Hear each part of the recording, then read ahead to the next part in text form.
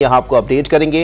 नैब के executive board ने 6 corruption cases बंद करने की मंजूरी दे दी है। कौन से केसेस बंद किए जा रहे हैं ये जानने के लिए राब्ता किया है डॉन न्यूज के नुमाइंदे अब्दुल्ला मोहम्मद से। अब्दुल्ला, इस फैसले से कौन कौन सी अहम शख्सियात को रिलीफ मिल रहा है?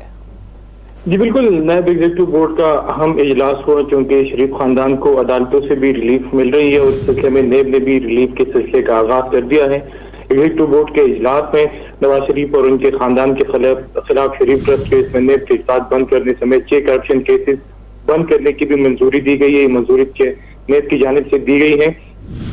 जो शरीफ ट्रस्ट केस है और उसके साथ 6 करप्शन केसेस है उनको बंद कर दिया गया शरीफ खानदान के खिलाफ। इसके साथ साथ इजलास जो हुआ उसमें आईजी इस्लामाबाद अकबर नासिर खान के खिलाफ सेफ सिटी करप्शन केस की इंक्वायरी भी बंद कर दी गई, जबकि इसके साथ साथ वफाकी तरक्याती इदारे सीडीए अफसरान के खिलाफ Park Enclave housing society inquiry भी बंद करने का फैसला किया गया। इजलास में वफाकी हुकूमत के अफसरान के खिलाफ मनपसंद अफराद को वर्दी की इंक्वायरी भी बंद करने का फैसला हुआ और इसके साथ साथ शाहिद मलिक और शहबाज यासीन मलिक के खिलाफ भी इंक्वायरी बंद करने का फैसला किया गया। जी बहुत शुक्रिया अब्दुल्ला मोहम्मद अपडेट करने के लिए।